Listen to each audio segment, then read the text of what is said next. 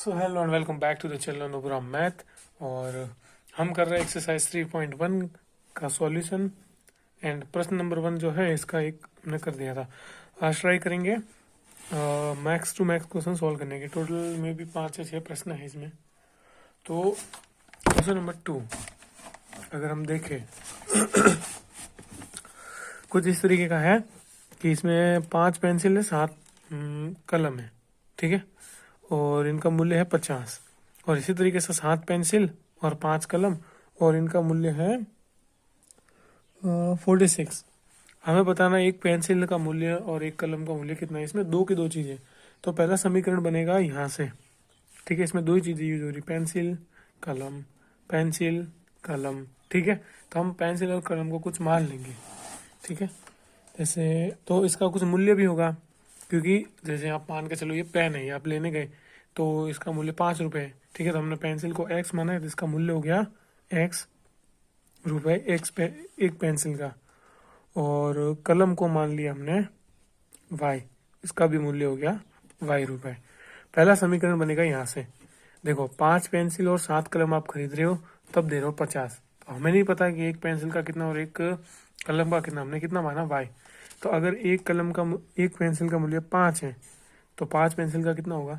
Let's say कि ऐसे समझो, जैसे कि देखो ये एक पेंसिल है, इसका मूल्य है 5, तो ऐसे 10 पेंसिल का कितना हुआ, अब होंगे 50, आपने मल्टीप्लाई किया।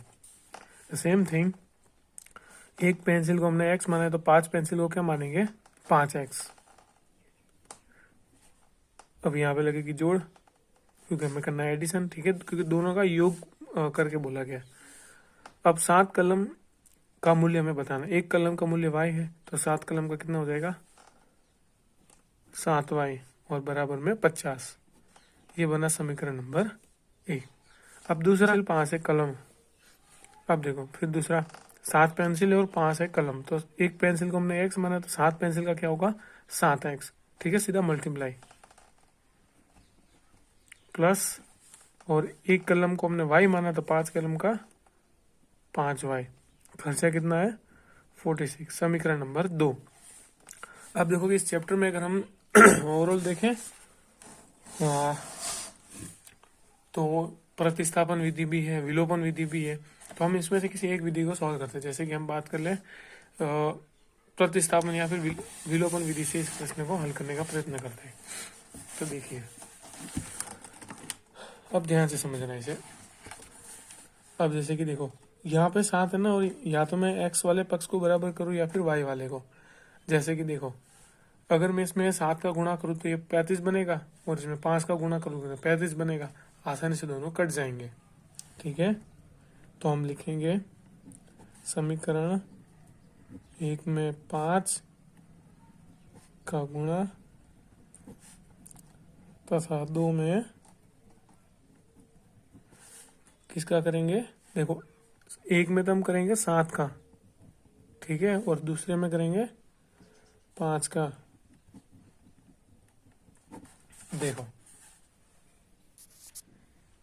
देखो जैसे समीकरण नंबर 1 लिख दिया मैंने। अब देखो इस पूरे में होगा 7 का मल्टीप्लाई, ध्यान से समझना इसे। 7 का गुणा 5 से करोगे 35x प्लस लगाए, फिर 7 का गुणा 7 से होगा 49y, और 7 का गुणा इससे भी होगा तो ये बना 350, ठीक है। अब आया समीकरण नंबर 2, 7x प्लस 5y बराबर 46। इससे किससे करेंगे हम, 5 से, ताकि x वाले समान हो जाए। अब देखो इसका गुणा इससे हुआ 35x, फिर इसका गुणा हमने इससे कर दिया 25y, और 5 का गुणा करेंगे 46 से, तो 30 की जगह 3, 23, ठीक है। अब हम इन दोनों के करेंगे, जैसे हम आगे समझेंगे कि भाई विलोपन या प्रतिस्थापन विधि किस तरीके से, यह है विलोपन विधि। अब मैं ना इन दोनों समीकरण को लिख देता हूँ। जैसे कि आ गया 35x प्लस 49y 350, दूसरा आया 35x प्लस 49y बराबर कितने थे ये ये है एक, अच्छा ये दूसरा, ऐसे कंफ्यूजन भी होती है वैसे। 230। अब देखो एक्स वाले नंबर हो गए समान, ठीक है। इससे पहले अगर हम देखें तो एक्स वाले समान नहीं थे, इसलिए हमने ऐसा किया। अब हम क्या करेंगे, सिंपल से इसको घटा देंगे, जैसे 9th क्लास में भाग वाला था। अब टारगेट कैसे करना, देखो ये आपको कैसा दिख रहा है, प्लस का, इसका अपोजिट लगा लो माइनस, ये भी प्लस का माइनस, ये भी प्लस का और ये माइनस। अब ध्यान से समझो, ये दोनों तो समान है, एक प्लस का और एक माइनस का है, एक माइनस के 35 और एक प्लस के 35, तो ये दोनों तो खत्म। अब इन दोनों की बारी। मैंने कुछ गलत लिखा है क्या, 49y, ये 25y है तभी। अब देखो ये दोनों अलग अलग नंबर है, ये दोनों तो कट के शून्य हो गए क्योंकि दोनों सेम थे। अब यहाँ पे 49 और ये है 25, तो प्लस के बड़े या माइनस के, तो हमारे देखो तो प्लस का बड़ा है, तो 49 में से 25 को घटाओगे तो ये आएंगे 24y बराबर। अब ये 230 है और 350 है, माइनस के छोटे और प्लस के बड़े, तो 350 में से घटा देंगे हम, तो ये आएंगे 120। अब हम 24 का टेबल बोलते तो 3 बार बोलने पे 120 आते हैं शायद। 3 बार में नहीं आते। लेट्स सी भाग, जैसे अच्छा करना क्या है इसमें, लेट्स सी सामने भी काट सकते हो, नहीं तो आप ऐसे भी कर सकते हो। 120 बाई का 24, 2 से कटा 12 बार, 5 बार बोलने पे आता है, और ये कटे 60 टाइम, ठीक है। 2 के टेबल में हमें सिंपल हाफ ही करना है। अब ये 12 के टेबल में कितनी बार आता है, 5 बार, तो सिंपल का तो y का मान आ गया 5, ओके। अब समझो, अब हमें y किसको माना था, कलम को, तो एक कलम का मूल्य कितना आ गया, 5 रुपए, लेकिन अब हमें पेंसिल का मूल्य निकालना। अब देखो आप किसी में भी रख सकते हो, चाहे इसमें रखो, इसमें रखो, या फिर ये नई समीकरण बने उसमें आप y का मान रखो जो हमें ये मिला है। जैसे कि मैं ना इसमें रख के ट्राई करता हूँ, 5x प्लस 7y 50, y का मान मुझे 5 मिला। देखो 5x के लिखे 5x प्लस 7 मल्टीप्लाई y का मान कितना है, या फिर यहाँ से देख लो 5, ये आपस में चिपके, इसका मतलब मल्टीप्लाई में। अब ध्यान से 5x प्लस 35 और 50, 35 जाएंगे इस तरफ, तो ये किस में कन्वर्ट होंगे, माइनस में। तो 5x बराबर कितना आ गया, 15, और 5 के टेबल में 15 कितनी बार आते हैं, 3 बार, तो x का मान कितना आया, 3। आप चाहो तो इस समीकरण में रख के भी ये कर सकते थे, ठीक है, मैंने फर्स्ट में रखा है। अब जैसे कि मैं इसमें भी रख के सॉल्व करके देख लेते हैं। जैसे समझो 7x प्लस 5y 46, y का मान कितना है, 5, 7x प्लस 5 मल्टीप्लाई 5 46, y का मान कितना, 5 है ना, चलो ठीक है, 25। अब ये इस तरफ गया, 46 में से 25 घटाओ तो कितने आते हैं, 6 में से 5 गए 1, 4 में से 2 गए 2, 7 के टेबल में कितनी बार आते हैं, 3 बार, तो भी x कितना आया, 3, और यहाँ पर भी 3। इस समीकरण में भी रख सकते थे जो हमने नहीं बनाए। तो एक पेंसिल और एक इनका मूल्य में मिला 3 रुपए। अब इस क्रक्स को समझो ताकि चीजें समझ में आ जाए, ध्यान से समझना आप। 5 पेंसिल और 7 कलम आप लेने के तो कितने दिए, 50। अब एक पेंसिल का मूल्य कितना है,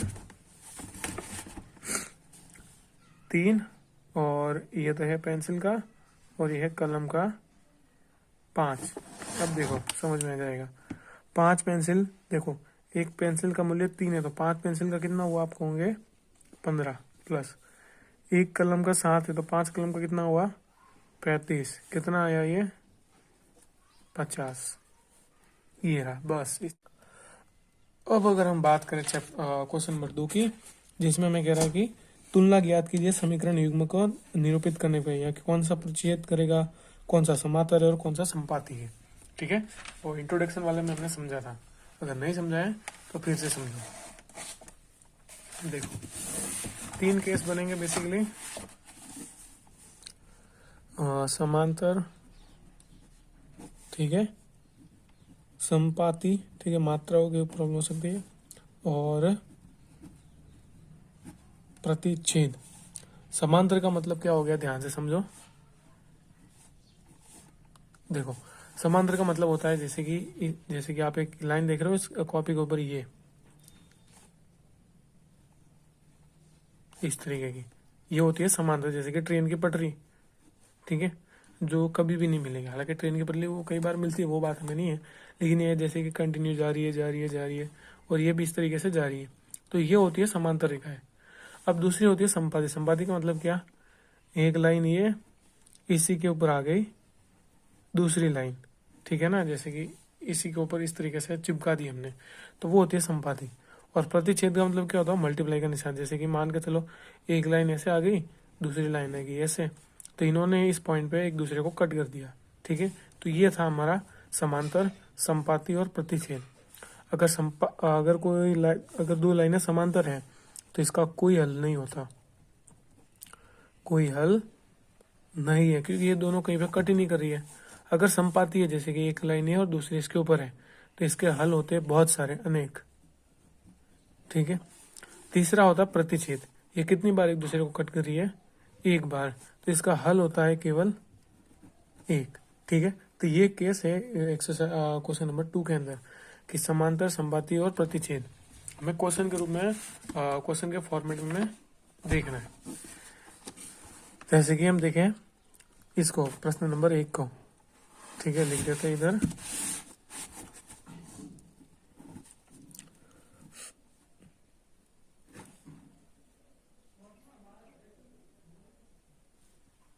ठीक है,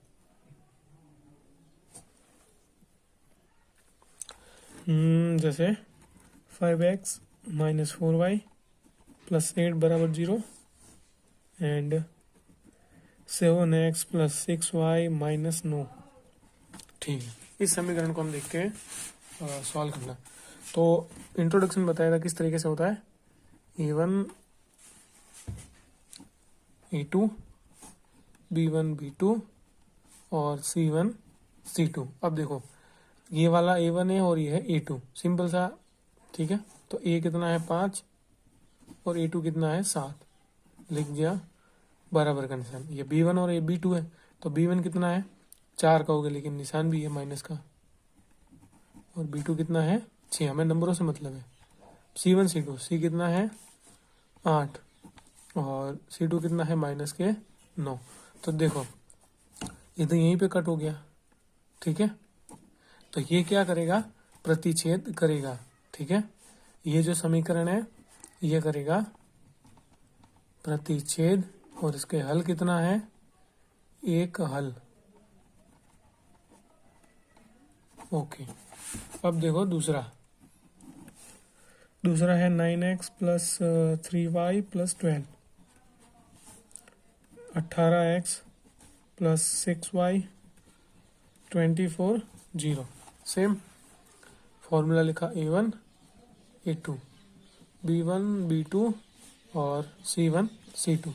A1 कितना है 9 और A2 कितना है 18 बराबर। B1 B2 कितना, B1 है 3 और B2 है 6। C1 C2 12 और 24। देखो 9 के टेबल में 9 आता है एक बार, 18 आते हैं 2 बार, 3 के टेबल में आते हैं ये 1 और ये आता है 2, ये आता है 12 के टेबल में 1 और ये आता है 2। देखो तीनों के तीनों कैसे हैं, बराबर। तो ये कंडीशन भी मैंने बताई थी कि जब तीनों के तीनों बराबर हो जाए तो उसे हम क्या कहेंगे, समांतर, ठीक है। जैसे कि इंट्रोडक्शन में लिखा था, हमने नहीं देखा है तो कहाँ पे अपनी इंडेक्स, ये रही, ठीक है।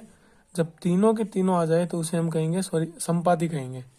और इसके हल कितने हैं, अनेक। संपाती का मतलब क्या हो गया, एक के ऊपर एक, तीनों के तीनों होंगे बराबर, ठीक है। अब जैसे कि एग्जाम में, अगर बोर्ड एग्जाम में देखे तो अगर इस तरीके की इक्वेशन बनती है तो ही सॉल्व करना, वरना हमें सॉल्व ही नहीं करना है। तो ये कैसी है, संपाती, यानी एक लाइन के ऊपर आ गई दूसरी लाइन, इसके हल कितने होते हैं, अनेक हल होते हैं इसके। अब देखते हैं अपना इसका अगला प्रश्न, प्रश्न नंबर 3, जो कि है 6x माइनस 3y प्लस 10। अगर वॉइस में प्रॉब्लम हो तो मे बी ईयरफोन यूज करना। And 2x minus y plus 9 बराबर 0। ठीक है, फिर से एक बार रिवाइज करवा दूंगा। देखो a1 a2 b1 b2 and c1 c2।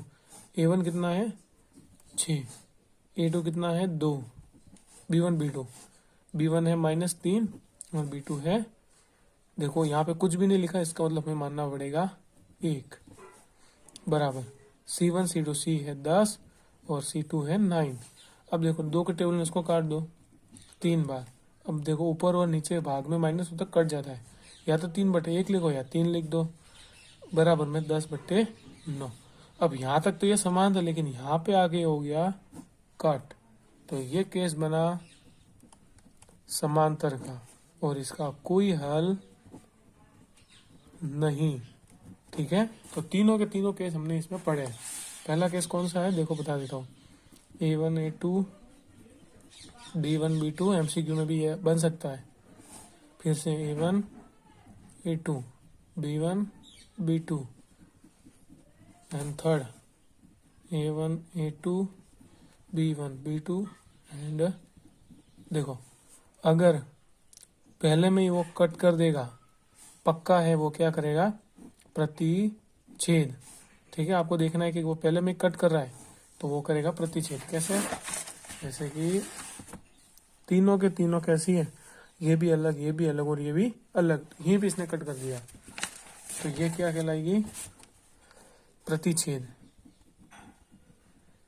और इसका हल कितना है 1, क्योंकि वो एक ही बार एक दूसरे को कट कर रही है। यहाँ पे दूसरा केस बना तीनों के तीनों है बराबर में, देखो ये भी बराबर ये भी बराबर। ठीक है, यहाँ पर भी और यहाँ पर भी एक दूसरे को कोई कट नहीं कर रही है। जैसे कि ये वाला केस तीनों 1/2 1/2 1/2, तो ये क्या होगी